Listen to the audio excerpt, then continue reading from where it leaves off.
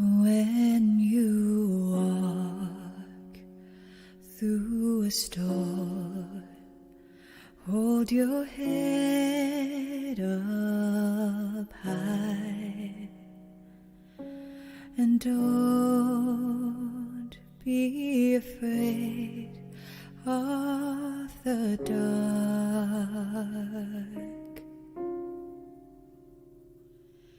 At the end of a storm, there's a golden sky and the sweet silver song of a lark. Walk on through the wind, walk on through the rain, though your dreams be tossed and blown.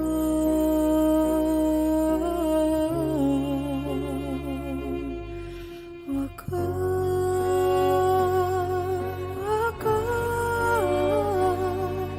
with hope in your heart, and you'll never walk alone.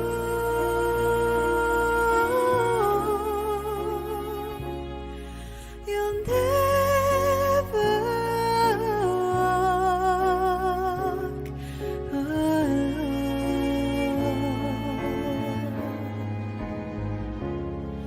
Walk on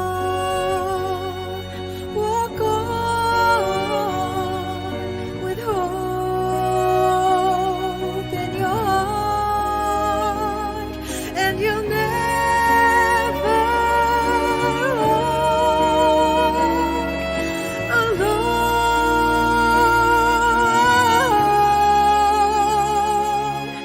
You'll never walk alone.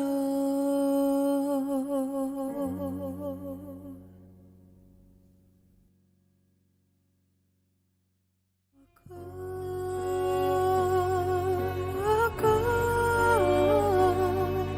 with hope in your heart, and you'll never walk.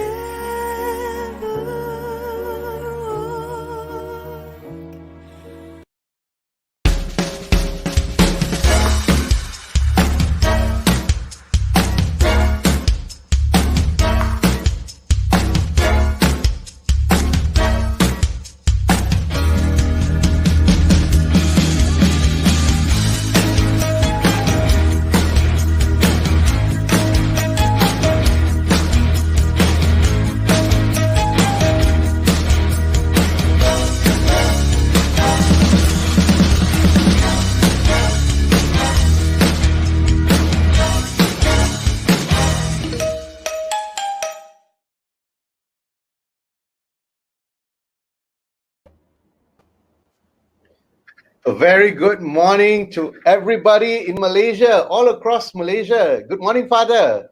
Good morning, Patrick, and good morning to our listeners this morning. Welcome back to Catholics at Home on this Saturday morning. We have this appointment every Saturday morning at 10:30 to bring you some interesting topics of conversation. Yeah, so that you'll never walk alone on Saturday morning. At least you'll have the team here on Catholics at Home bringing you some interesting content. And Father, today we've got really hot off the press, right?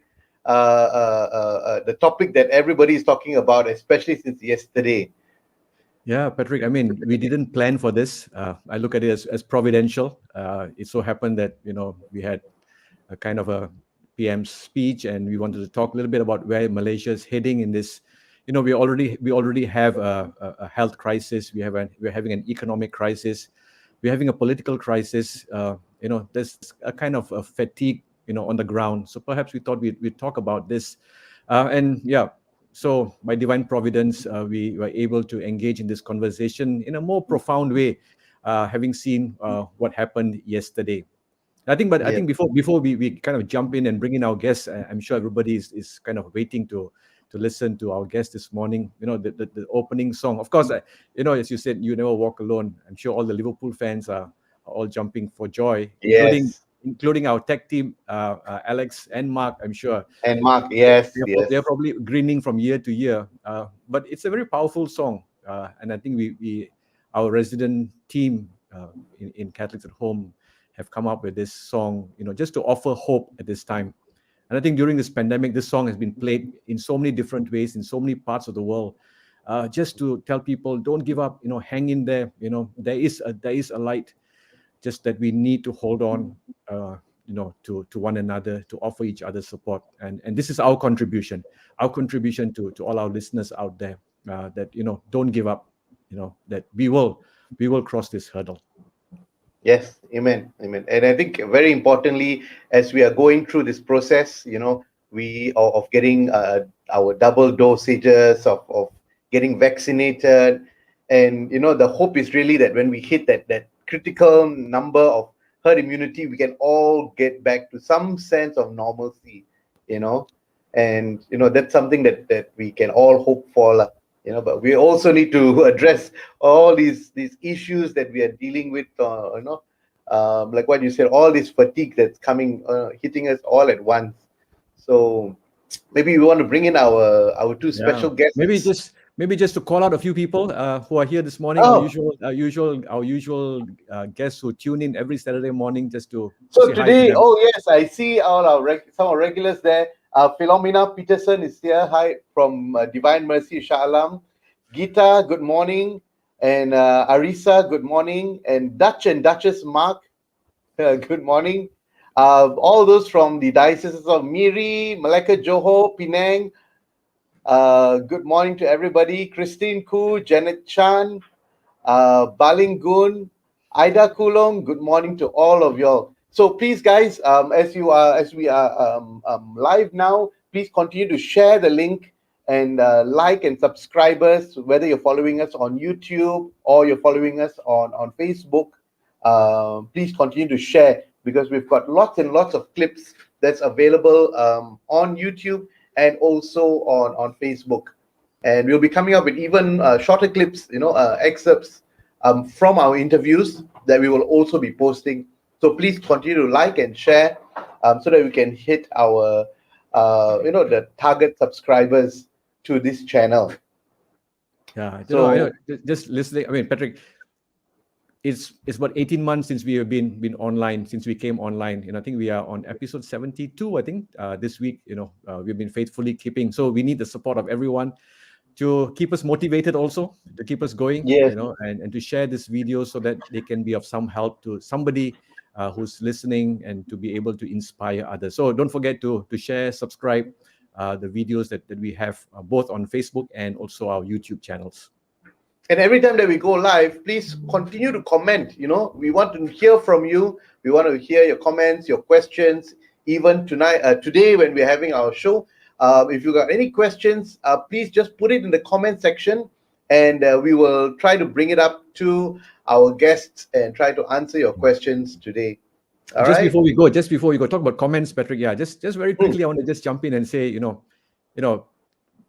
there are many ways of making comments, and we always welcome constructive comments. You know, Yes. suggestions to help us. You know, and I think we are a Christian platform. Let's be kind to one another. Not that we don't accept. You know, everyone has the right to their own view, but I think let's be constructive. Let's be proactive to help one another.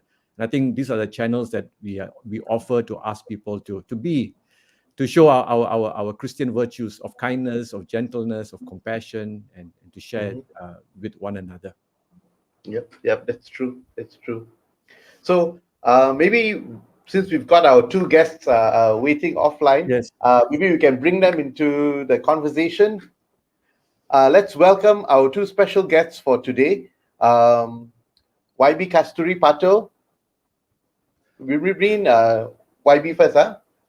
Yeah, sure. I guess she does not need any introduction. Yes. Those of you who know, YB Kasthuri is not new to our not new to Catholics at Home. She has been our guest regularly. So welcome, YB. How are you doing? Thank you. Good morning, Father Patrick, Thomas, Morning. and And everyone. I'm good. and we also welcome Thomas Fann, the chairman of BERSIH 2.0. Thank you guys for, we know it's Thank a you. very, very busy time, especially today, but you guys have made it and are giving us the time to have this conversation. So we want to thank you very much. Thank you. Thank you. So I'm sure your phones have all been lighting up since last night. With what the Prime Minister announced, people must be asking you opinions. So as we mentioned, we didn't plan this to coincide with that, but it so happened. But before we jump into the hard questions, of course, YB, we saw you smiling from year to year with the opening song. Yes. Kind of like reflected your own team. Yeah, I'm sure we. Anyway. Right, but I think it kind of tugs the heart of what's happening around here in Malaysia, in the region, throughout the world. There is so much of despair, so much of hopelessness, helplessness. Also, the kind of a situation that we are seeing. But before we kind of jump into the conversation, YB, I think you kind of encapsulate what many Malaysians are feeling. We want to show you this little video, and I think that really captures what all of us are feeling. So let's just look at this. So it's been going around, so there's nothing. There's no secret. So we just want to kind of play this to kind of bring into context what we feel.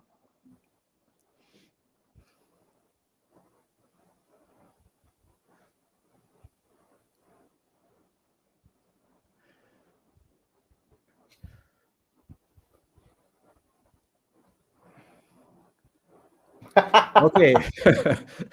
So you put your action head. speaks louder than words, huh? Yeah, so we didn't have the audio, but you actually put your head under the table and you kind of palmed your forehead. I guess even without words, that kind of says a lot. What not just what you are feeling, but what many of us are feeling. But before we get into the difficult questions, YB, what's the situation on the ground? We know that you have been doing a lot of work in your constituency with people, helping them with food. What's it been like? Thank you, Father, and thank you for that clip. It was quite viral, and I actually can't really remember when it actually happened, but I'm guessing maybe late last year. So I think like me, many MPs, state assembly persons, and civil society, even religious leaders have been on the ground just to help families to put food on the table. Last year during the lockdown, there was an uncertainty of whether or not they'll still have their jobs, whether they'll still be able to be financially stable, or will they be able to survive the next few months to come. But today, it is so dire that they don't even know if they have enough money to buy food and feed their family. So first and foremost, that's what we're doing on the ground, which is to ensure that there's enough food for my constituents. Secondly, of course, it would be to address all the specific issues, milk formulas for babies and diapers for them, adult diapers, sanitary pads for women. I mean, period poverty is something not many are talking about, and the government has yet to react and address this issue. But on the other hand, we also see business owners, crying out to us. They still have to continue servicing loans. They still have to continue paying their workers. And the F&B industry has been hit so bad. In fact, every single industry in the country has been hit very badly, from the smallest to the biggest. Except that if you're lucky to get a meaty letter, then your factory will be allowed to run. But with the exception of that, everyone else it's really hitting home, the pandemic. And I think most importantly, it's how the government has been managing the pandemic over the past 8 months. Last year was all right. We were so proud to see single digit positive cases. And that would make news on social media. All our social media posts would be like, oh, we've got one case today. And every single death that we experienced last year, I don't know if you remember, but if there was one person who died, it was like all social media posts had this crying emoji, and everyone's like with all their gifs of being so hopeless and crying and upset. And yesterday we had 277 people, and we're like, oh, but it's less than the day before. We've become so desensitized to it. And I remember last year one person died and I would just be so upset about it. I am still upset, but it's been such a daily ordeal to read this, and it's over time you just wonder when this is going to end. So we're trying to give moral support out. The Penang State government is on route to training state assemblymen and MPs office staff to be the first point of help if someone calls and says I'm depressed and I feel like killing myself and I don't know what to do, and on at the end of my line, etc. So we're having like a few days calls just to give us a bit of insight on how do we handle these cases first before we transfer them over to civil society or experts who'll be able to counsel them better. What are the sentiments? Right, you kind of said what's happening on the ground. What are the sentiments among your colleagues, fellow members of parliament? We started off with a health crisis that led to an economic crisis, and now we are faced with. Of course, we started with a political crisis. Let's not forget, in February last year, but we are back to that. What are the sentiments among your colleagues in parliament? At this moment, the reaction to what the Prime Minister announced yesterday, Father, is really, I would say, of uncertainty as well. While we are united in rejecting the offer by the Prime Minister, which is too little too late, but what is the way forward?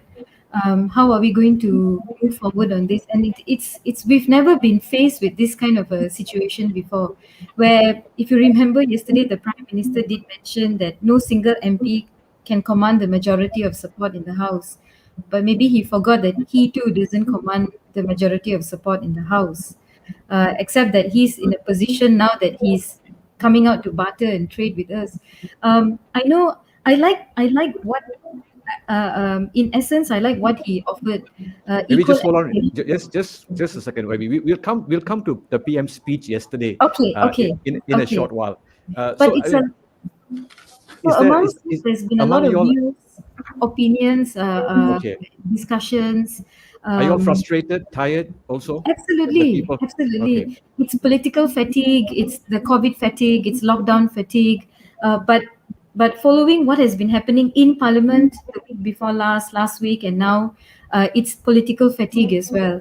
But then at the end of the day, it is hope. You look forward to what is coming after this, and how do you strategize, and how do you go back to the drawing board and say, okay, this is what has been said, and this is how we're going to react to it. At the end of the day, it is to come out of this COVID safely, this pandemic, this raging pandemic safely, and also to stabilize the political situation in the country.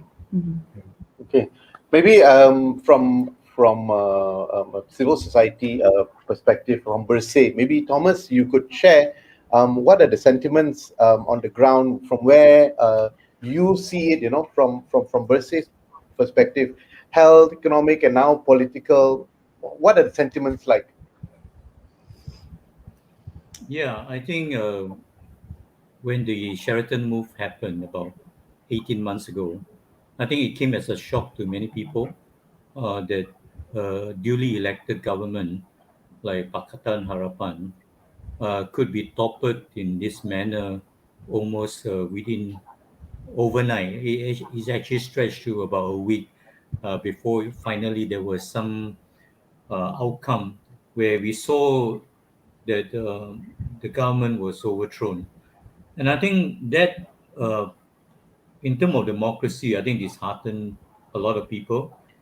People are disillusioned and they are asking question, what is the point of voting then in a general election when my vote can be changed midterm just by a handful of politicians who, for their own reasons, choose to defect. And I think that situation continued and in many ways exacerbated because right after that, the following month in March, we have this pandemic, and the country went into the first lockdown on the 18th of March last year. And of course, with a prolonged lockdown, we have the consequence of the economic situation of people. So I think BERSIH, though we are purely electoral reform, pro-democracy watchdog, we couldn't sit back and do nothing. So what we did was that we initiated a campaign called Makan Kongsi, where the original aim was to raise money from the public to feed the homeless, but that evolved into basically what it is right now, uh, a campaign where we raise money from the public and we give small grants to the many local heroes on the ground who are looking out for the poor and needy in their midst, because these are the people who saw the need with their own eyes and they wanted to respond to feed the poor and the hungry, but they have no means of raising fund. So what BERSIH has over the year is that we have built a certain reputation and support base. So we call on people to donate. The first lockdown, the 3 months of the campaign, we raised about 560,000 ringgit, and we gave out every single cent to all these local Makan Kongsi partners, we call them. Then this second time, the lockdown, we started Makan Kongsi 2.0, and BERSIH took a back seat and more as a supervisory role, and we put in a new team to run it, and they did it so tremendously well. And right now, 2 months into the campaign, they have raised 1.3 million ringgit and given Wow. out most of this money already to 100 over uh, local NGO or individuals nationwide. I think this is a program that covers the whole nation, every single state. And our criteria is very simple. We help those who are really vulnerable in need and nobody is helping them. So it includes urban poor, rural poor Malaysian, refugees, migrant workers, homeless people. All these communities are receiving some sort of help, food aid from us. I think this is what is needed right now. We need a whole society approach. Every single one. We don't just look to the politician, the elected or non-elected in our community to help us, but we as citizens, if we have any influence, we look out for our neighbors during this very difficult time. And I think what is disappointing really to a lot of Malaysians is that in the midst of this crisis, the political crisis that started with the Sheraton move never ended.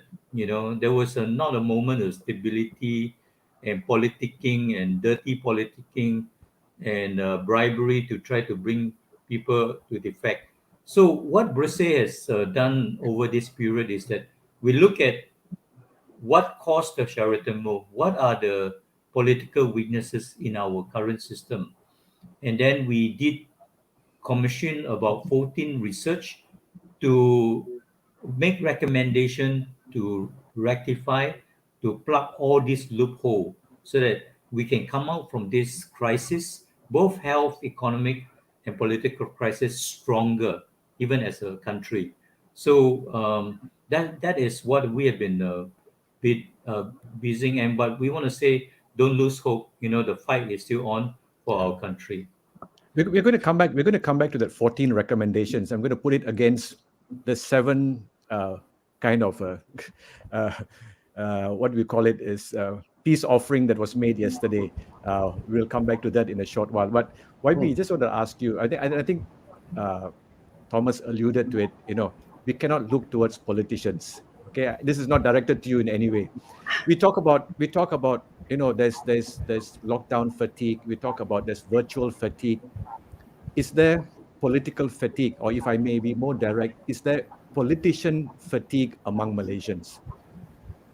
I think there is. A lot of people are frustrated to see the direction of the country, which lacks leadership. They were frustrated when they watched Parliament, the first day of Parliament on the 26th of July. It was like a full blown shouting match. The first few hours of the day was just full of yelling at each other and all that. And people were like, these are MPs we voted for, is it? And then look at them behaving like this in Parliament. But then it also reflected how much we need political education in the country. MPs don't need to shout and scream and yell if we're given a platform to speak. And even though our opinions may differ from each other, we have a right to be heard also in Parliament. But it was interesting to see the reaction of young people, men and women on social media, who were giving their opinions on what happened on the 26th of July. But these are the ones who are privy to social media, the ones who are on social media, on Twitter, Facebook, Instagram. What happens to those who are not? There is a situation of whatever lah, that kind of a mood also on the ground. It doesn't matter which government is leading the country, as long as we have food to eat, as long as I get my job back, as long as my family is safe, as long as there's some hope of normalcy in the months to come. But I think therein lies the problem. It is important which government leads the country, because that government then will put the needs of the people ahead of their political survival, will put the need of the country, will prioritize fighting this pandemic together. It's so rhetoric and lip service to say, oh, we need to be in this together, we have to put our differences aside. Yes, we all have been putting our differences aside to come together. What we want to see is a plan. Is there a big grand master plan, or is there a small plan, or is there an exit plan? But you have to have something, and that's what we lack. So I'm not in denial. When I go out and meet people, I know they're frustrated. When I meet them, they say, I've lost my job, and my children have lost their jobs. We don't know where we're going to go. We haven't paid rent. How are we going to move forward from this, YB?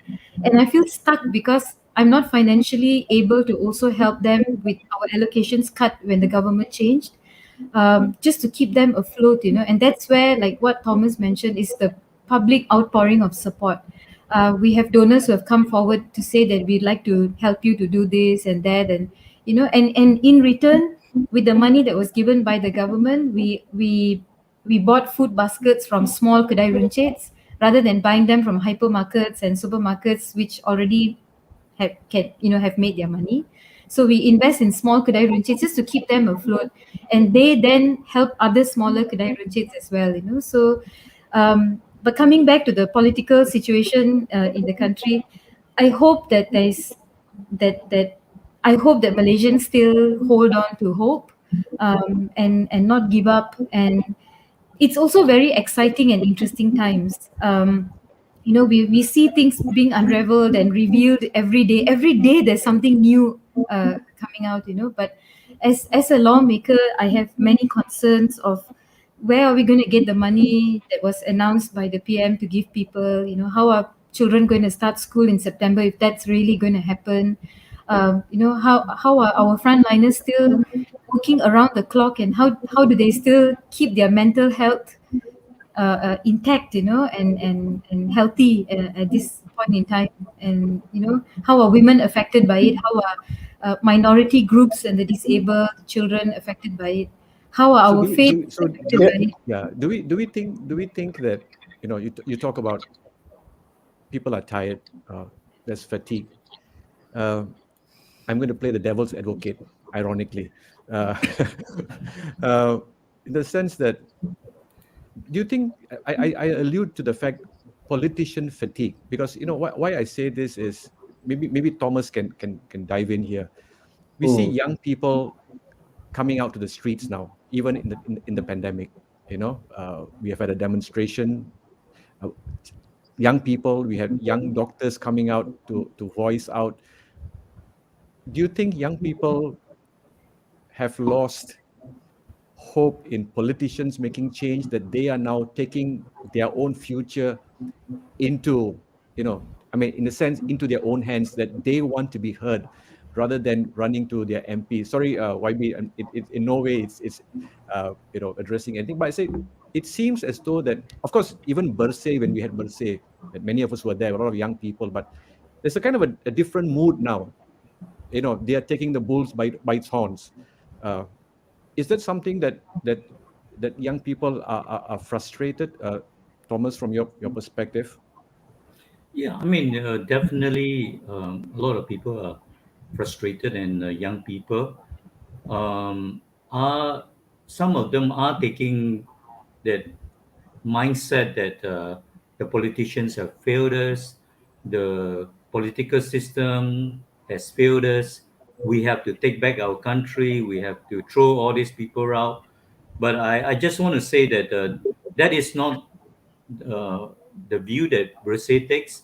In fact, I want to just correct a minor statement, I think, Father, that you made just now, that I said, don't look to the politician, but I said, don't just look to the politician, but all of us need to play our part as well, together actually with the politician. And for us, I think it is, we are at that point where some people, not just young people, are thinking that the politicians have failed us.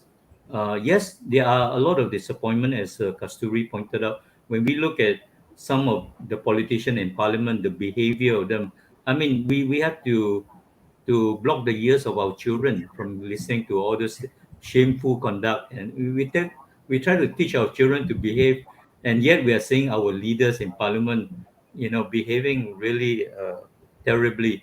But I want to say that the path to nation building, the path um, to really building and contributing to this country, it is still that we need a system of government, and we need people in government, we need people in politics. So my challenge, to people, and also to constantly put out the word, is that yes, we have problem, but let's fix the problem. If you think that you can be a solution, offer yourself, in the political arena, like young people like Kasturi and many others who has come forward to offer themselves to clean up the politics, to make it more professional, less toxic and more inclusive, uh, and compete on ideas, not on divisive issue like race and religion. Uh, so the challenge is that, but recognizing that right now there are some young people who are frustrated going to the streets. Um, we we ask for them to be given the space, because everyone has the right to express their dissatisfaction in a peaceful way, and but I think we need to hear their concerns and try to address those concerns. YB, to bring you back, so I think Thomas has given you some hope. There's still work for parliamentarians to do in that sense. Definitely. To work together. Now let's identify the elephant in the room, which is yesterday's peace offering. Would you like to break it down for us, just for our listeners, who didn't follow, who are picking up bits and pieces here and there? Break it down for us in simple language. What was it? What was that all about? So yesterday, the Prime Minister, in his usual addressing the nation session, made a few peace offerings, in my opinion. And these peace offerings comes at a time where his support of leadership as the Prime Minister is questioned and is unstable. Now, how a Prime Minister is elected into office is that he must prove that he has a majority support of MPs in the House. And this is in the federal constitution. If the said MP cannot prove that he has majority support, which is enough numbers, then he cannot put himself out there to be prime minister. While Tan Sri Mayadin Yassin mentioned a few times that no single MP in his opinion, can command that kind of support in the House. Perhaps he failed to also remind himself that he too doesn't have majority support in the House with the pull out of 12 UMNO MPs from their Perikatan Nasional coalition. So, and I think he must have consulted and spoken to his fellow colleagues, and perhaps also the MP for Tambun, the one who has been recently appointed as his advisor, who was seen in a video yesterday eating curry mee in Putrajaya, which was actually very done in such bad taste, had come out with a few peace offerings. And one of it was and it's actually quite surprising because yesterday 277 Malaysians or people died in Malaysia due to COVID, and he did not make a single statement on it.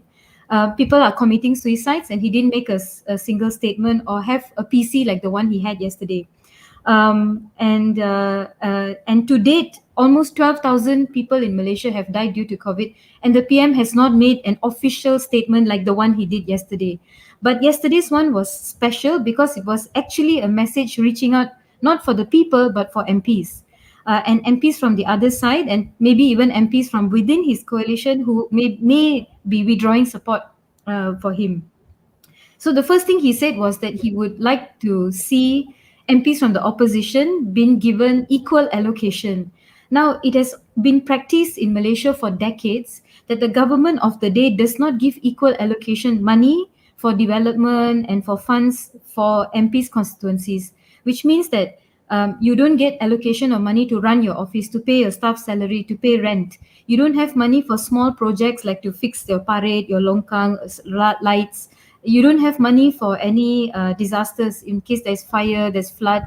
You don't have this kind of money to give out for aid, education aid, for health, etc., to organize events, programs, workshops, and all that. So it has been such a culture that the government of the day will then appoint somebody in a constituency and channel money for that constituency to somebody else, not the rightful elected rep for that constituency. Now he wants to offer that olive branch to say he wants to give us equal allocation. We appreciate it, but it's a little bit too late now at this point. He also mentioned that there will be an increase of allocation for tackling COVID to 110 billion ringgit. So while the amount of money has been announced, my worry is, where are we getting this extra money from? Where are we borrowing this money from, and who has given us this money, and if yes, under what condition had been imposed for us to pay back, etc. 10 billion ringgit had been allocated to be given out for 11 million people in the country as, I think, one-off financial aid. What is the mechanism? How much of money will actually be given? Who are the target groups? We still don't know that yet. He also proposed that a motion be moved in Parliament to table an amendment to the federal constitution to limit the term of the Prime Minister. Now, I don't know why he has chosen this time to do it. And I think it's quite sinister in nature, but maybe we can talk about that later. He also proposed that with that, and with the support of 2/3 MPs in Parliament, he will also table the anti-hopping bill. Now, don't forget, it was his government many, many months ago when we brought up this anti-hopping proposal to be tabled in Parliament, that they vehemently objected it, saying that it was ultra vires, it was against the Federal Constitution, Article 10C, which is the right to association. Which means if today I'm a member of DAP, tomorrow I decide to leave my party and be independent or join another party, I'm prohibited to do so because of this. So they use this kind of arguments to say, no, it will be unconstitutional and all that, which is actually surprising now that the Prime Minister is saying, this is something that I want to put forward, and I hope with the support of majority MPs, 2/3, that that this bill will be debated and passed in Parliament. But all this is just on the surface. The devil is in the details. He mentioned that we will have 50% of opposition MPs and 50% government MPs in select committees. Now, again, because of a single government that had been in power for 6 decades, we had not seen or heard what select committees in Parliament are. In UK, for example, which is the model that Malaysia follows, which is the Westminster system, they have many select committees. Select committees are small groups that compromises of MPs from government and opposition, and sometimes ex-officio members of government agencies or ministries who sit in these select committees. So you can have select committees on issues, for example, tabling the sexual harassment bill, which is a new act we want to see tabled and passed in the Malaysian Parliament. You could have a special select committee with MPs who know the subject, experts who want to give their opinion, who come from that sort of a background, so they can give their input and clean up the act, the legal language, the implication, etc. You could invite the Bar Council, you could invite women organizations to be on board to give their input and all that. Or you could have a select committee that would be there and always, for example, a select committee on citizenship. That would be something that would only look at citizenship issues. It could be one on custodial debts. It could be one on child marriages. It could be one to mirror the cabinet. You have one on Ministry of Finance. You have a select committee on finance. So it is how we want to see, how we want to set up these select committees. But we've not seen much of that over the years. So this is what one of the things he's promised. Another one is the Undi 18. So if you remember a few years ago, there was an amendment to the federal constitution to lower the age of voting from 21 to 18, which means even for candidates to be 18 as well. He said he will make that happen and something like that. I don't know what he really means, because the constitutional amendment is there. Perhaps it would mean other acts that need to be amended in line with that constitutional amendment.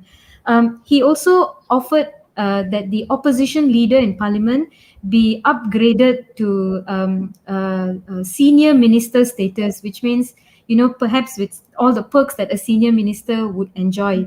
I don't know what is the significance of this as well. If it doesn't look like bribery, then I don't know what it actually is. He also said that with adequate support, bipartisan support from MPs in parliament, he would make an aku janji, like a letter of undertaking, to state that July next year would be the latest for GE15 to be held, less than a year from now. I think this is premature, and I believe it is not been thought out properly, because we still don't know how the pandemic is going to be. And I think the important thing is the economy and livelihood and lives of people before the election. It would be catastrophic to even talk about elections at this point. So these are the things that he kept mentioning yesterday. I think if he was really serious about seeing all these things through, it should have been done a long time ago. And these are reforms that we have been asking for years. Even when PH was in power, we asked for these reforms. When BN was in power, prior to that, we asked for these reforms. Equal allocation. Now, the question here is, if Maidin Yassin had majority support in parliament, would he still be offering all this to us? Would he still so that, tell with MPs that question, YB, with that question, we're going to ask Thomas the same question that you put. Patrick, you want to put that question to, you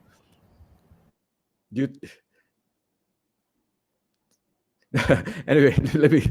Because Patrick he's is so mesmerized with all these answers. because there's so many things that he's promised, you see, and it sounds it rings familiar, but at the same time, it's almost like, because he's got his back against the wall. It almost sounds that it's because he's got the back against the wall, so he's saying something that it sounds familiar to us, and therefore we are supposed to. So does it sound now, Thomas? Does it sound like he's actually lost the majority?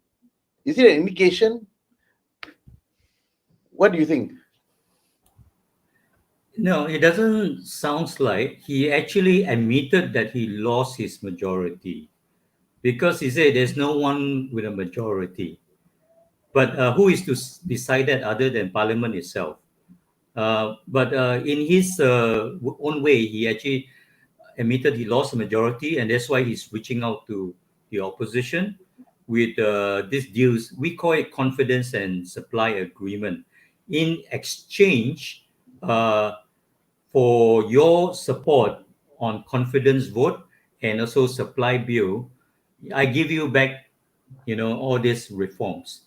Now, I don't want to be too quick to brush off this reform, because, these are the very reform that we in BERSIH have been pushing for years, for decades.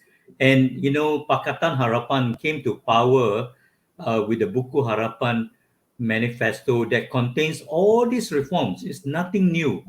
But the timing of it was that, as you say, his back is against the wall, and he then put it on the table for negotiation.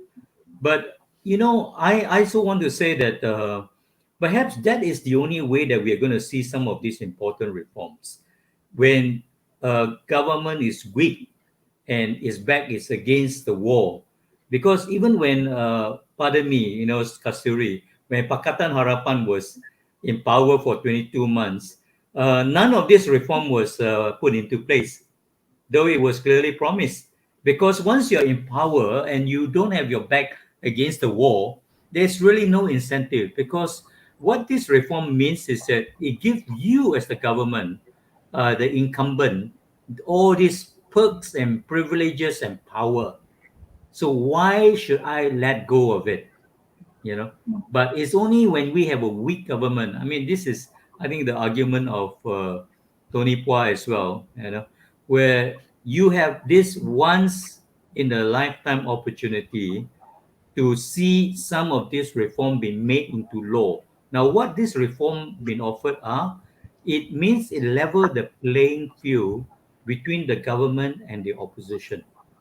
The recognition of the opposition leader to the status of a senior minister, I don't look at that as bribery, because again, we have been calling for the past year for the recognition of the opposition leader to that status, simply because in order for the opposition to be an effective check and balance, you need that recognition and that support so that it can play an effective role to be a check and balance in our democracy. But of course, the timing of it, when your back is against the wall, it sounds like a bribe, and probably some definitely see it as that way.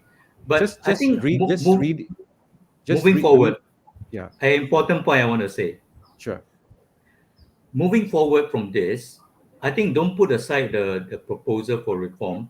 I want to challenge the opposition, Pakatan Harapan, or any combination of that, to also counter offer.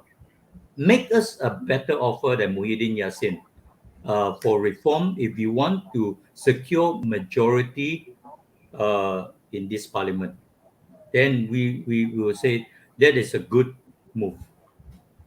Sorry. Just kind of reading up from last night, early this morning, what analysts are saying, what political parties are saying with regard to this olive branch. Some are for it, some are against it. But the general sentiments, I guess, in the ground, at least for me, there's an issue. There's a trust deficit at the moment. Uh, you know, would this be Definitely. carried through? If your back wasn't against the wall, would you even look at this? So the question is this an opportunity or to build trust, or is this an opportunity to strengthen political powers?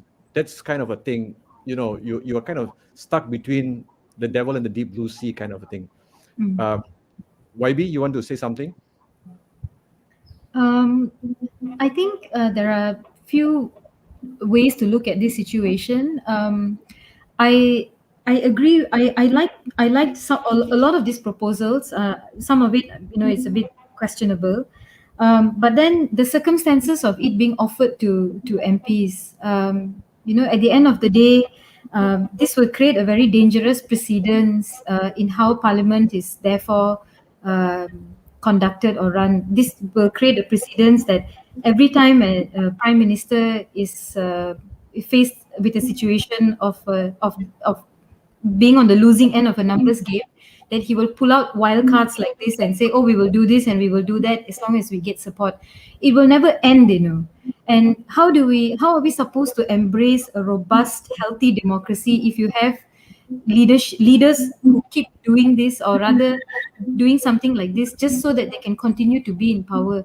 So like what I mentioned earlier, Father, if Muhyiddin Yassin has the support, like the numbers he had last year when his entire coalition was intact, before the withdrawals, the pullouts, the unhappiness and all. He never mentioned all this, even though these were issues we had already brought up in Parliament: equal allocation, anti-hopping bill, etc., and many other issues as well. He never quite included us in the beginning to be part of groups to talk about reforms, to talk about how do we move forward as a team to combat COVID. Even then, it was just solely on the shoulders of the Director General of Health. We were not included. It's just of late you see more engagement of the opposition with the government when we try to reach out to them and say we have ideas and proposals. Do you want to listen to them? We want to move forward and etc. But I think not all ministers are open to that as well. We have seen over the months, maybe 2 or 3 months, that the finance minister was quite open to sitting down and speaking to leaders from various opposition parties, and maybe even reaching out to civil society to talk to them, in his personal capacity as finance minister. But all this didn't happen before. Today we have 12,000 deaths. Today he doesn't have the numbers. Today we have more than 1 million people who are infected. Today we have dwindling numbers of people getting vaccinated as well. It's sort of plateaued already. Today he's talking to us about all these democratic reforms. So I'd like to talk about it under more how do I say, ethical circumstances lah. For more than 1 year, the Prime Minister has held that position. And for more than 1 year, he has not spoken about all this and other issues as well. There's a delay on so many bills that are important to be tabled in Parliament. I don't know if any of y'all heard about the Social Worker Act or not. I mean, that would come in so important at a time like this when everyone's tight and just, lack of manpower and all that. A bill like that would help a lot with social workers reaching out to people who have fallen through the cracks. And that's something that should have been tabled and passed in Parliament but was never given priority.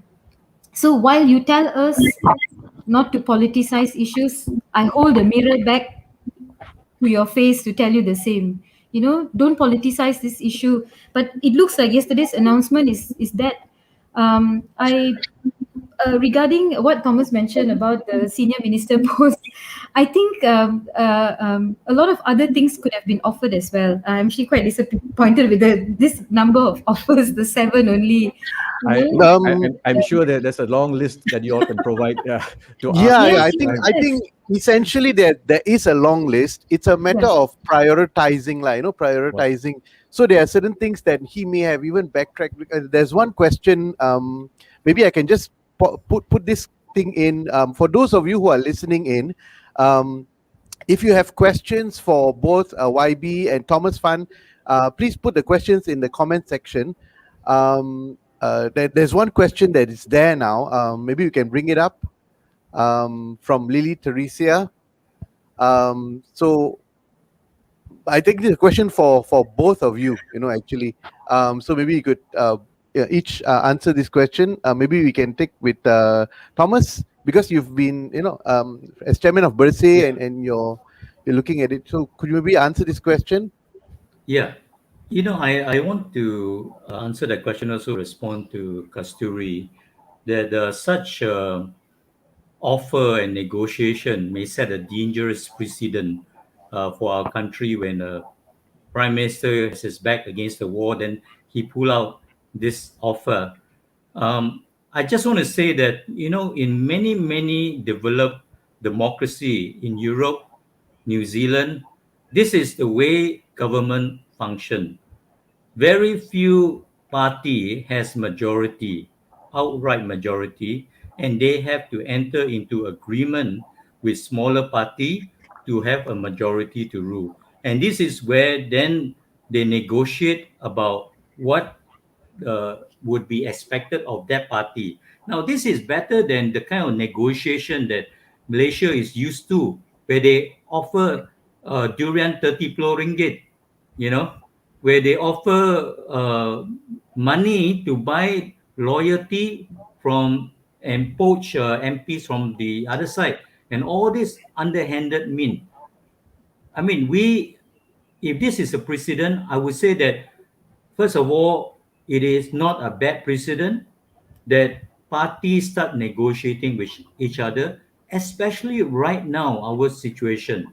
We talk about of course, absolutely, there's a lack of trust deficit with the current government. They have not, you know, shown themselves to be trustworthy, and yet at the same time, the question that the elephant in the room is really, um, is there a majority then?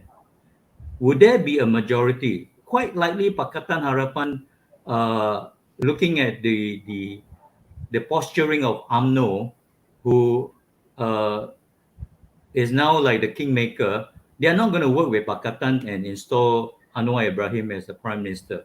So then, how would Anwar, if he wants to become the next prime minister, um, command a majority, if not through this sort of confidence and supply agreement as well? So this may be the new norm in politics in Malaysia, even with a snap general election. The outcome may be that there is no two coalition, but there will be maybe two main blocks with no simple majority, and that is where they have to work with each other, negotiate. Now, what is being offered, negotiated? These are important reforms for everybody. And I think I repeat my challenge to Pakatan Harapan, make a counter offer. Yes, it's not exhaustive, but whatever is offered on the table is subject to negotiation. And I would say that, I mean, if you want to consider supporting Muhyiddin, then you negotiate. But if you don't, then you counter offer to Muhyiddin and say, this is my better offer. Why don't you support me so that I can Yeah. become the next prime minister? Just So before, this just is before, important. yeah, just before we take the other question, I mean, just alluding to what you said, Thomas, I think you said this could be the new way of doing things. What runs through my mind is that if you look at GE14, the people made their decision, they made their choice. All right.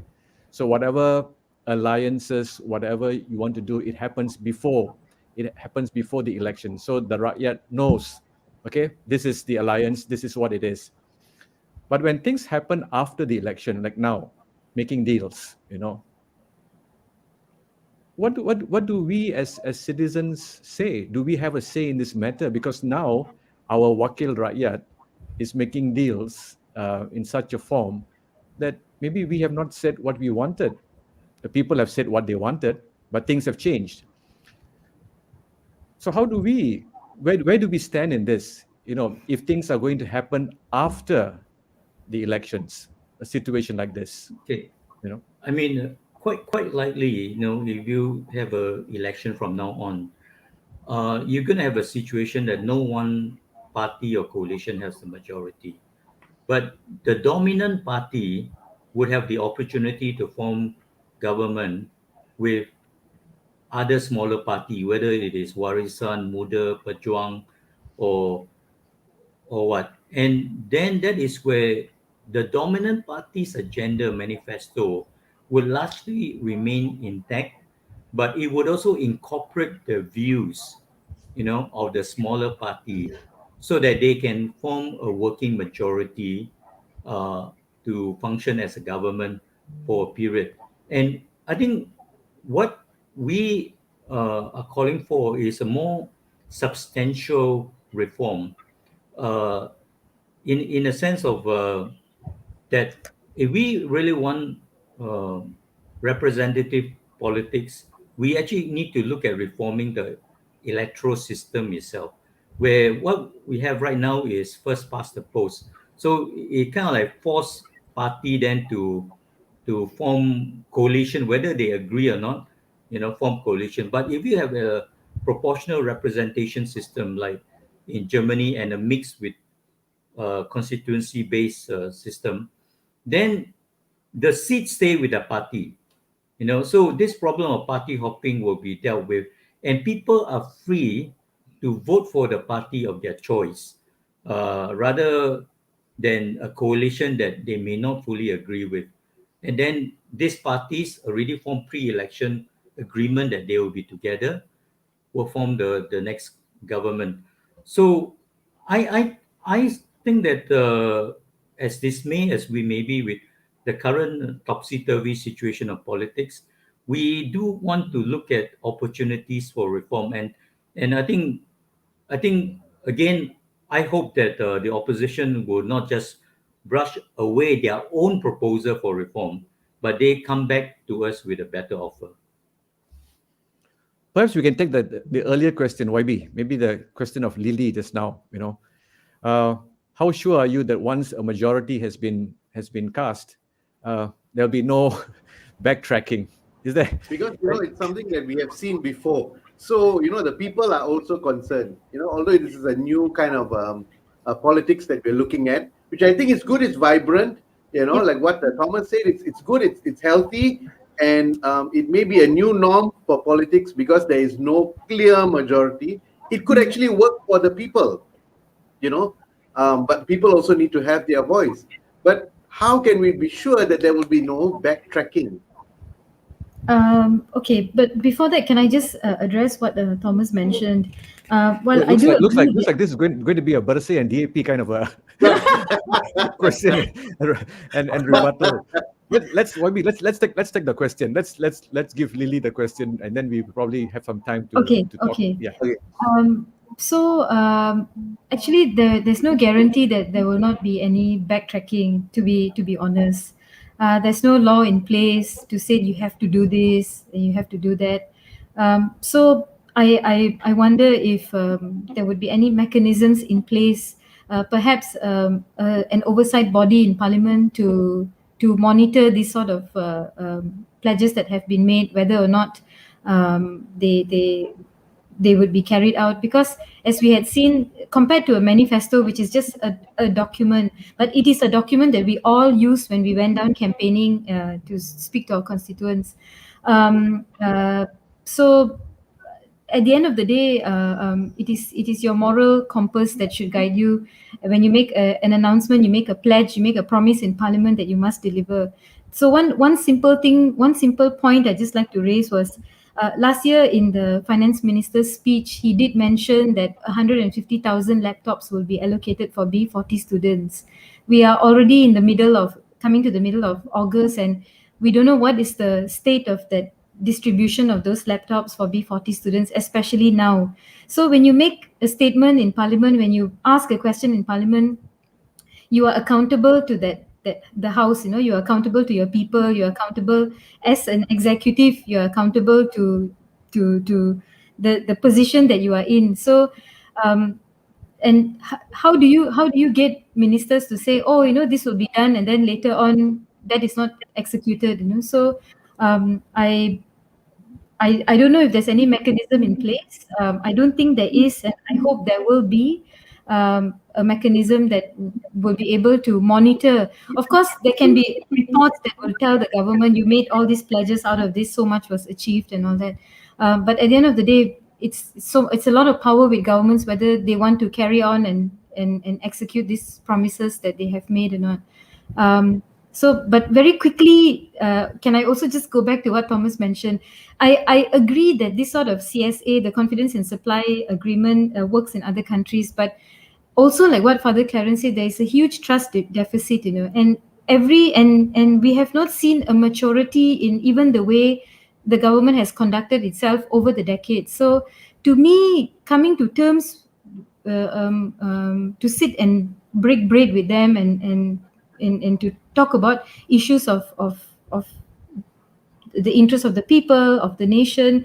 I would like to see openness from the side of the government also to accept proposals, suggestions, and ideas. And if you can't even do that in Parliament, I mean, even now at this situation, even with a simple majority, even when BN was in power, when we proposed, you hardly hear a minister say, oh, that's a good idea, we will include you in a discussion group, or that's actually very good. And you never hear that from them.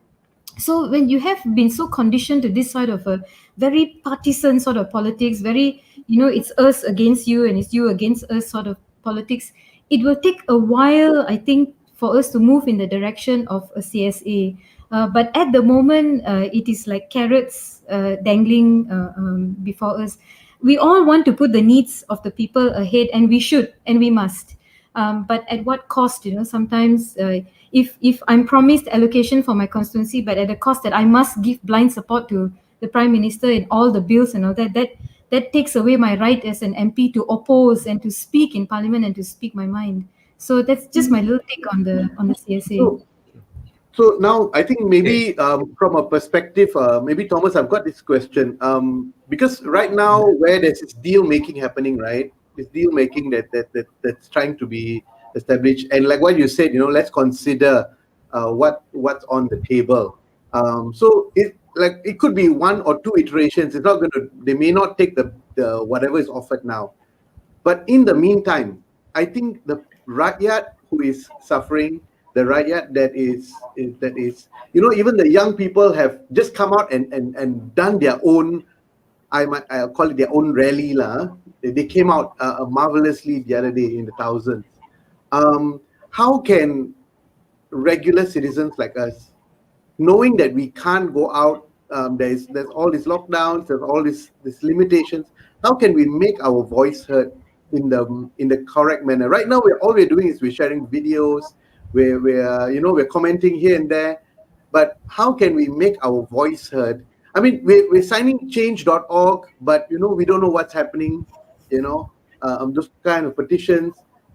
As an election watchdog and as the voice of, you've brought hundreds of thousands of people to the streets before, but say, what are the avenues that in this current pandemic, how can we make our voice heard?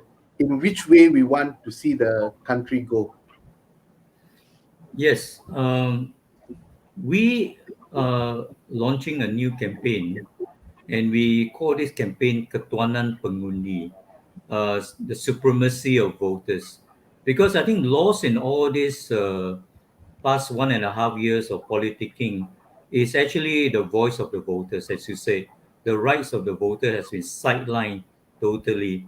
So with this campaign, Ketuanan Pengundi, we want to put the conversation, the focus, the priority right back, on the voters, the right of the voter, because this is a democracy. That's what it is about. The right of the voter to elect the government of their choice, and also so that the government can serve them and provide them a better livelihood than what they have now. I think that is the aspiration. But that whole agenda has been put aside. So for BERSIH, in the next 2 years, if we are going full term to the next general election, we are launching this campaign called Ketuanan Pengundi. Now, this Ketuanan Pengundi has 6 pillars or 6 demands. And I'll explain this. First of all is that we call for that there should be no suppression of our votes. Do not suppress our vote.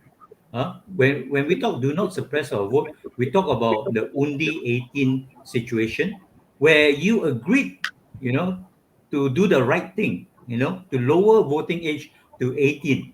Now, Malaysia, prior to that, is one of the very few handful of countries in the world, together with Singapore, that still maintain at 21. But the rest of the world already at 18, most of them, some even at 17.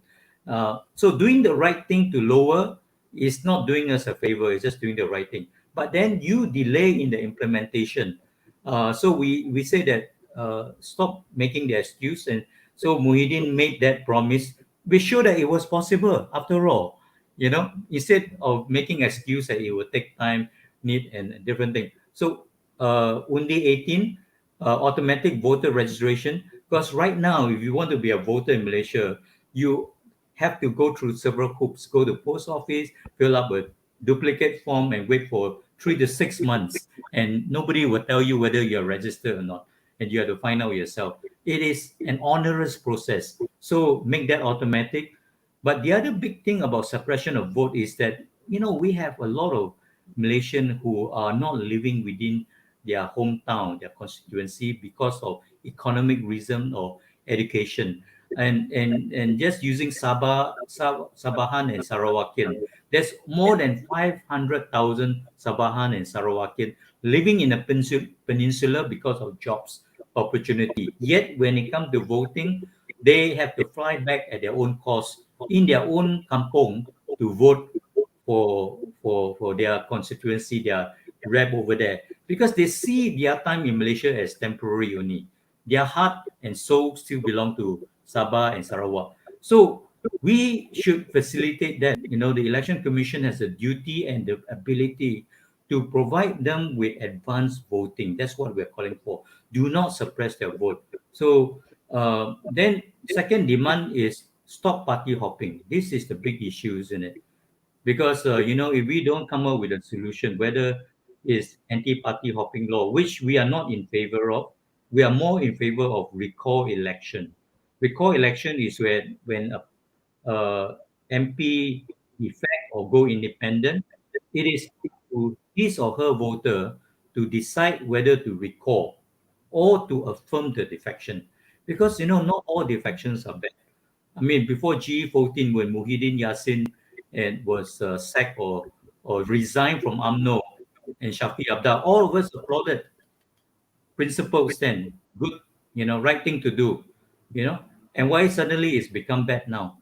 Because not all defections are bad. Some are done on principle. So the best people who should decide should be the voters who elected you. So recall election is that. Whereas anti-party hopping law is automatic.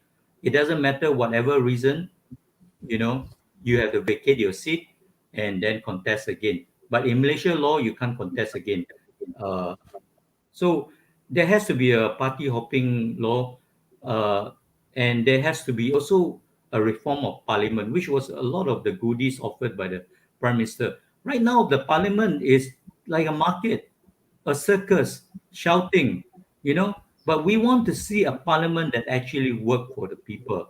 The select committee that Kasturi mentioned about in the UK parliament uh, is the way parliamentarian works, bipartisanly on laws, bills that affect all of us. They discuss in committee, go through it, and come to some consensus before it's brought to debate in the House and voted upon. Instead of right now, the executive decide, the attorney general draft the bill, and the day of the debate or the day before is put on the table of parliamentarian, and they shout at each other across the aisle. In the end, the government still carries. That's not the way laws should be made. There should be a lot of consultation, hearing of views. So parliamentary select committees, which I have to commend Pakatan Harapan, when they took power, they started up to 10 parliamentary select committees to work together in a bipartisan manner. And though that was continued after Perikatan took over, we are still far from seeing the ideal.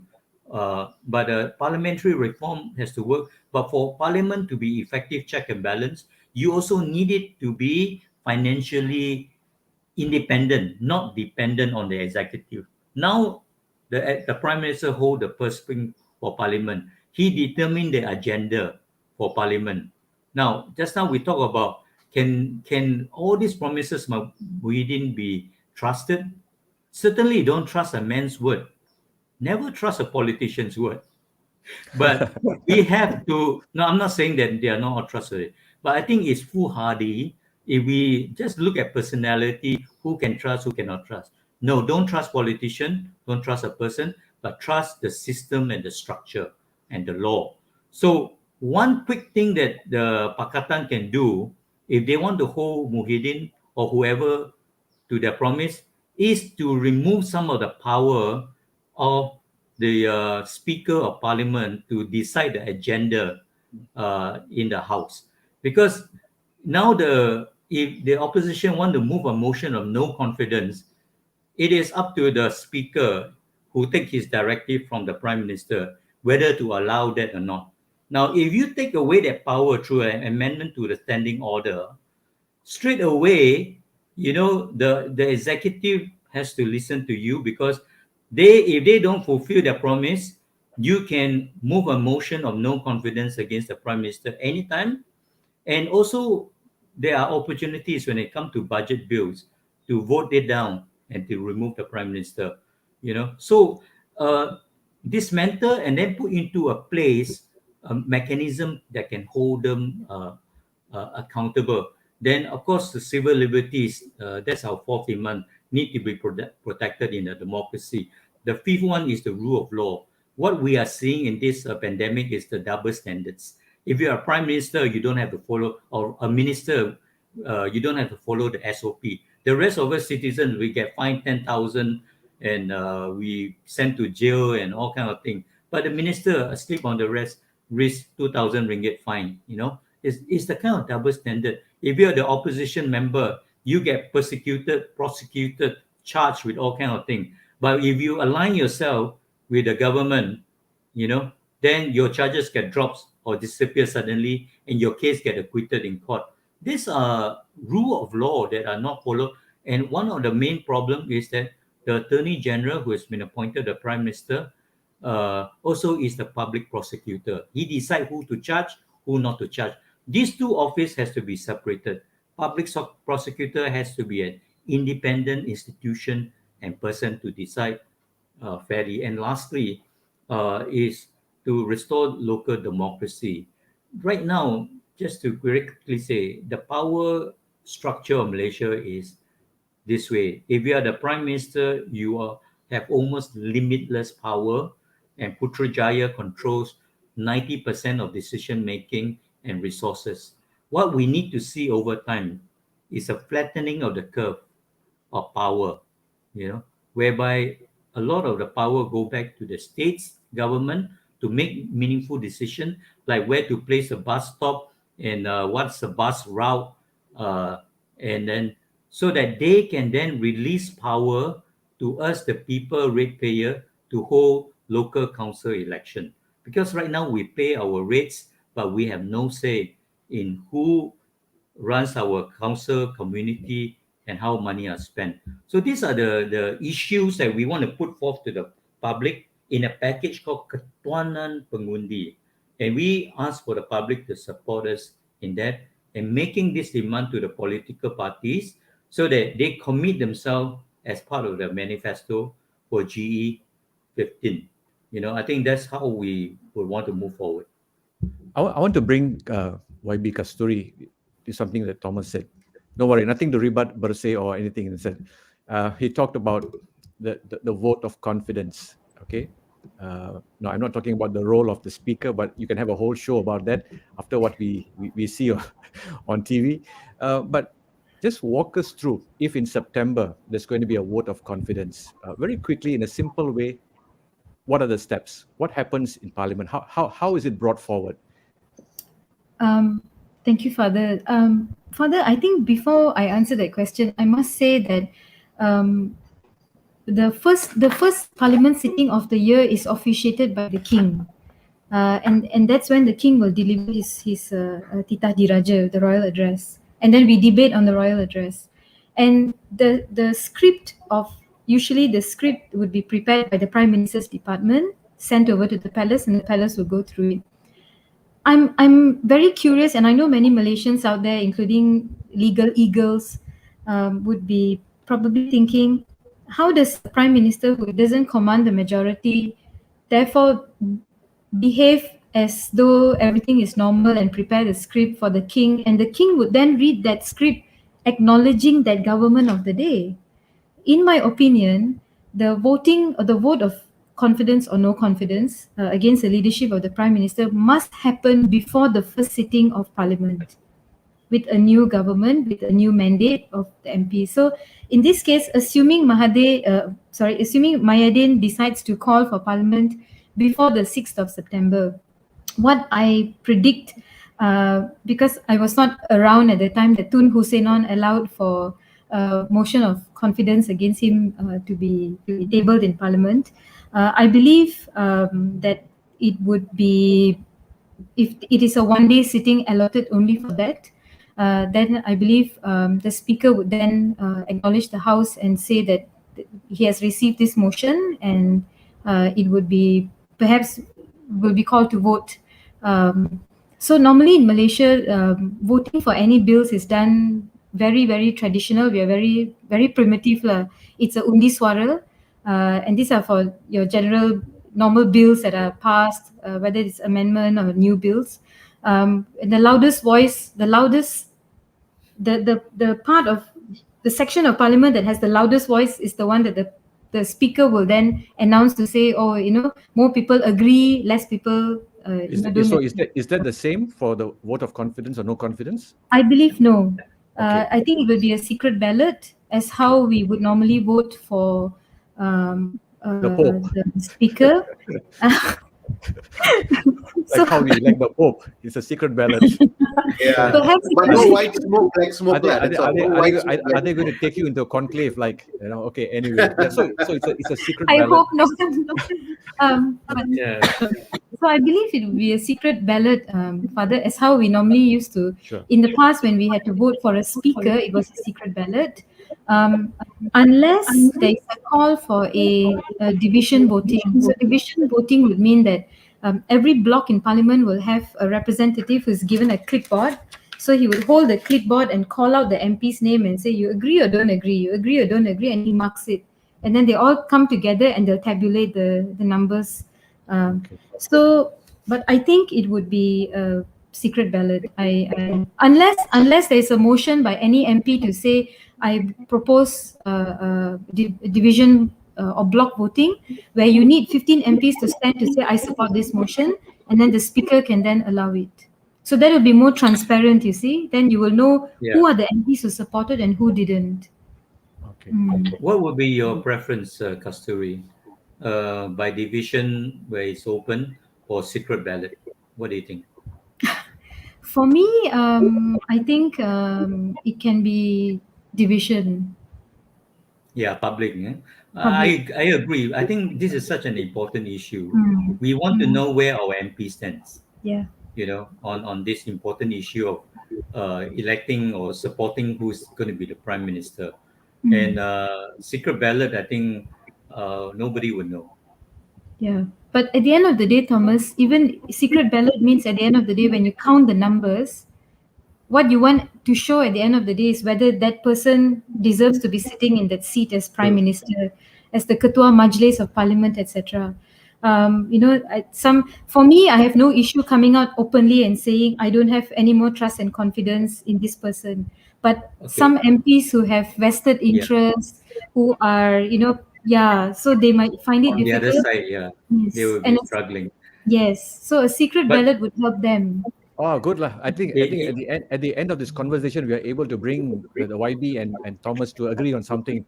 I saw that coming. I saw that. We actually have a lot of agreement. We have a lot of agreement. Just kidding. A lot. But can I play the host next by asking the next question to Kasturi? Okay, no. let's say after Muhyiddin taken the vote of no confidence, and as expected he lost it and he has to resign, then how are you going to determine who's going to be the next prime minister? What should be the next step? I believe it would be for leaders of political parties to go back to the drawing board and then select a person who has the numbers, the majority support, and then So horse trading again well, in the back room. In the I hope back not. room. And CSA. I hope it's not durians that they're offering, but it's I haven't been reform. offered anything though, so yeah, Some of your colleagues have been, yeah, So, 4 of them. but the reality is that there still need to be negotiation between the parties, because we do need a government, a functioning government. Yeah. We cannot afford to go for a long period, especially now, without a functioning government leadership I in agree. the country. Yeah. So AP, they have to settle among themselves and then come back to Parliament again for a confidence vote for this person, to settle it once and for all that he has the majority to lead the government and be appointed by the Agong. I think all this running around to the palace with statutory declaration, this has to be stopped and move away. Yeah. We have come to an hour and a half, though we kind of agreed for a 1 hour conversation, and I'm sure we can go on. Yes, with a lot of definitely. interest, with a lot of other questions, but we do have to bring this conversation to a conclusion. Just some final words, just to conclude this. YB, what would you like to say to to our audience?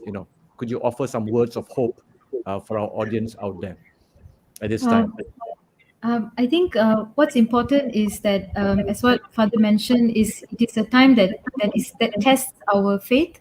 It's a time that tests our confidence and trust in the leaders that we had one time like to see leading the nation.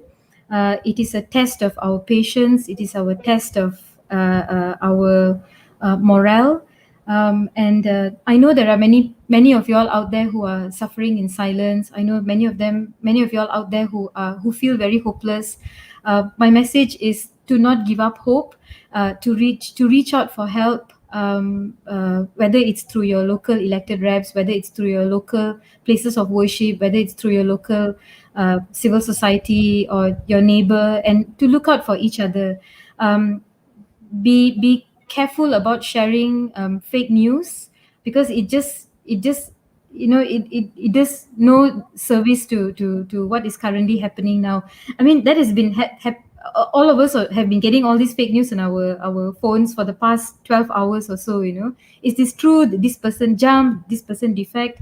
I think what's important is just to observe what is happening in the country with eyes open, with ears open, and then to I think it's time for all of us to come together to pray for the nation, to pray for deliverance, to pray for that God lead us out of this turmoil, that God lead us out of this challenging time, and to fill all hearts that are dried and hopeless, to fill their hearts with hope, to fill our hearts with peace, with kindness, with mercy, compassion. And we pray for our leaders to be given courage to speak up when they need to, without fear or favor. I think at the end of the day, that's what we need to do. Yeah. Thomas, over to you. Thank Some you. words of encouragement as we, yeah. Certainly. I mean, very similar to what Kasturi has said, don't give up hope, because there is real possibility also that we are seeing basically an opportunity to rebuild the country on a stronger footing.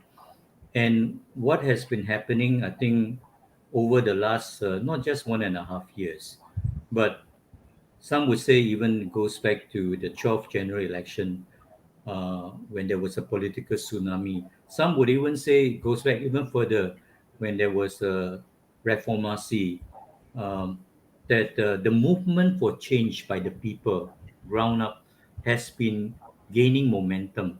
Now, what we saw with the Sheraton move, these are pushback, fight back by forces that resist change. They want their status quo. Yep. But this is not the time, I think, for us, the people, to hold back, to let go, because it just means that the momentum for change has threatened some of these elites, and we have to continue to push through. Now, what to push through? I think, as BERSIH, we are responsible, and we have done basically the homework to identify the areas of reform needed for this country. These are very important reforms. You can take some of this up, or all this up, and support what we are doing, by sharing, and by talking to your MPs, and by just educating your friends around, because at the end of the day, all politicians, they look at how what the people want, because what they want is your vote. And if you say, I want this reform, I support this reform, then it is the politician that who will offer themselves to be elected that will bring about the reform. But I want to caution against throwing away the political system and the important role of government. If we lose heart, and put aside all politicians, and brush them with one stroke, that they are not worthy of support, then we are heading into a situation of anarchy, where there's no leader. And the worst thing is that in that desperate state, a populist person can come around and say, I can solve all your problem if you vote for me. I can settle. No, that was how Hitler came to power. He was elected by the German people in the midst of an economic crisis. He promised them heaven and earth, on and everything. And they were, in their frustration, they voted for someone like him. And there are others that I can quote, but I won't. That's the danger we are in. No, don't throw away the system. Let's fix it together. Let's fix it Yeah. together. I think that's very sound advice from both of you. Not to give up hope, and secondly also not to give up your right to vote. I think that's very important. Even when things are difficult and you feel like not making a difference. I think at the end of the day, it's every vote counts, isn't it? Every single person, every person has to Absolutely. take on the responsibility to shape our own future. Thank you very much, Thomas, YB, for this very interesting Yes. conversation, for taking time off on a Saturday morning to be with us. I think it gives us greater clarity as to where we want to move towards. And I think the whole purpose of this conversation is the two things. One is not to lose hope. Secondly is citizens have to write our own narrative for our country. I think we have to kind of take hold of that responsibility. And I mean, I'm not pushing away politicians, but we give them the mandate as to what to do, what we want them to do. Yeah. There was an article about being wakil rakyat. So you are our wakil, you are our voice. Absolutely. I think it's before the BERSIH campaign comes up, Ketuanan Pengundi. I think what everybody can do right now, especially those who are tuning in through YouTube and through Facebook, is to now really pray for our Wakil Rakyat, that they make the right decisions, because it's a very narrow path that they have to be able to wade through, and that they have the wisdom and the strength, the courage of conviction to really do the right thing. So thanks again to YB for all that you're doing for all of us, and we will pray for you. And Thank you. Thomas, we will also pray for you, that you will lead the election watchdog BERSIH. We really enjoyed going down in the streets those days, but now I guess the dynamics are going to be different because of COVID. So we look forward to other modes of expressing our views.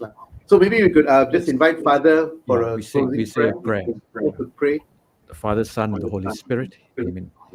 Dear Lord, we thank you for this conversation this morning. We bring to you the situation of our country, the health, the economic, the political. We pray, Lord, that you come to us at this time, that your glory may shine. We pray for all those who are struggling at this time through the pandemic, through the economic difficulties. We pray for our MPs to give them a clarity of mind and heart to be able to stand up for truth and justice, because it is always the truth that would set us free. Bless us, watch over us, and help us to walk faithfully in the path that you have called us. We pray all this in Jesus' name. Amen. Amen. Father, Son, Holy Spirit. Thank you. Thank you so much. Thank you, everyone. Thank you for joining us. Thank you. Joining us. Thank you for all your comments and your questions. Continue to like and share and comment and subscribe to Catholics at Home, either on podcast, on YouTube, or like us on Facebook. All right. So with that, we would like to call this to an evening. We want to wish everybody a good and blessed weekend. And we will see you again next week. All right? Take care.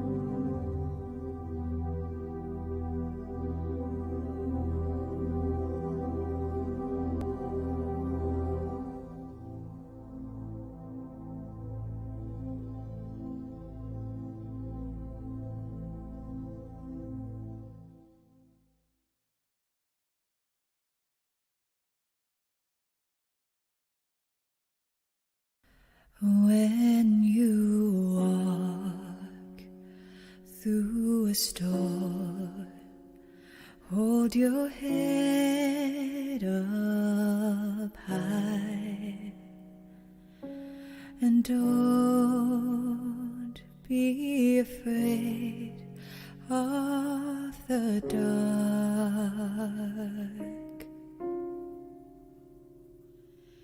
At the end of a storm, there's a golden sky and the sweet silver song of a lark.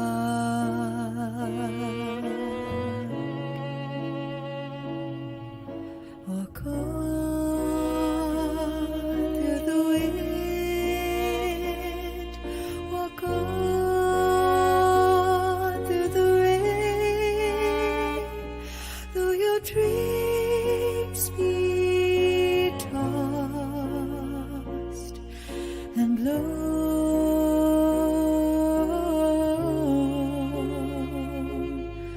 Walk on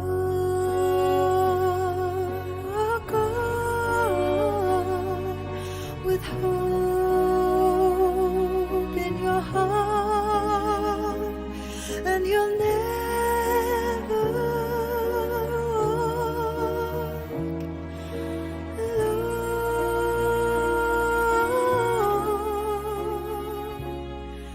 You'll never walk alone.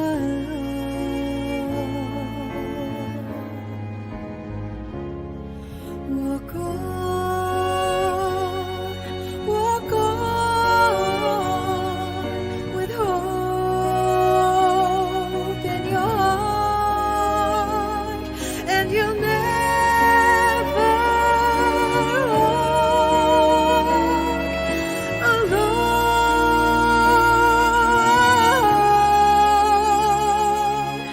You'll never walk alone.